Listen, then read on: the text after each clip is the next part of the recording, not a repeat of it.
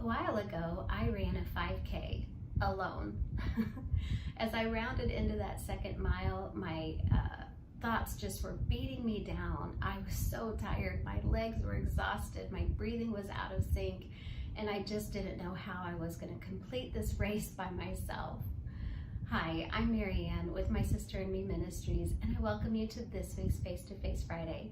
Jen and I have been working through a series called Coffee Talk, and we're really exploring the importance of having good friendships, enriching relationships in our lives. God created us to have relationships, to be in relationships for lots of reasons.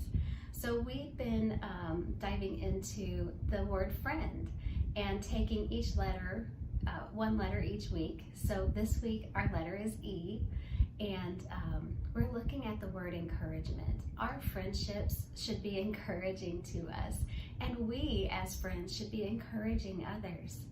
So I opened with the story of me running the 5K alone and how challenging that was. So when I did round into that second mile and I just couldn't go on, I didn't know how I was going to finish, but I started to remember when I've run with other people, whether that is in for exercise or in a race to compete. When you're running with other people, you have the benefit of their pacing, so you can hear their steps pounding that pavement, and that helps you get your pace and rhythm. And then too, there's their breathing, the deep, full breath in and the breath out. And when you hear other people with their rhythmic breathing, it helps you keep your breath in rhythm. It helps you keep your breath deep in and full out. But then too, you have their encouraging words, that we're near the finish line, or you can do it, you got this. And it could be people on the sidelines, it could be people that you're actually running with.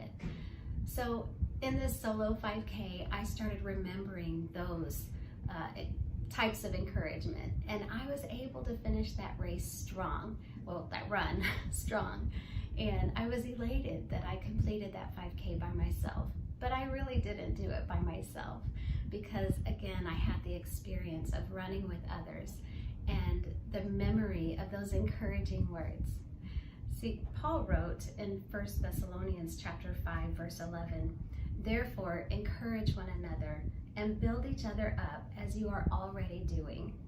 We are made for relationships. We are made to encourage one another.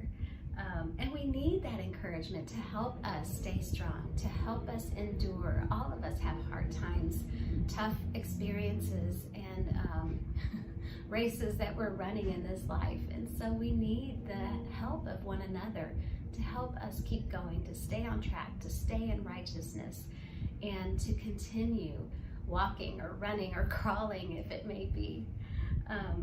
In Hebrews chapter 12, verse 1, it says, "Therefore, since we also have such a great cloud of witnesses surrounding us, let's rid ourselves of every obstacle and the sin which so easily entangles us, and let's run with endurance the race that is set before us, looking only at Jesus, the originator and perfecter of the faith, who for the joy set before him endured the cross, despising the shame, and has sat down at the right hand of the throne of God."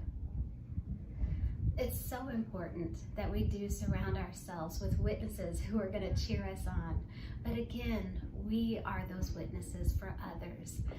I think recently, several last seasons, my husband and I have attended the Little League or football or soccer games of our great nephew, and we're sitting in the bleacher seats just cheering him on and seeing that crowd. Of course, we did that with our children when they were younger, but it's been a while since we've sat in the bleacher seats. But sitting there cheering these kids on to keep going, you've got this, great job, shake it off. It reminds me about the cloud of witnesses, not just in heaven, but all around us. We surround ourselves with witnesses. I don't know if you're surrounded by people who are cheering you on and encouraging you. If not, I encourage you to find people who speak life and holiness and righteousness into your life, and be that for others. God has created us to encourage one another.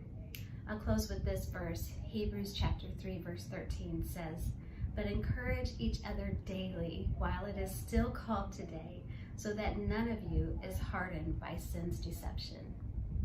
Ladies, be a good friend. Surround yourself with good friends. Encourage one another and hold fast to hope.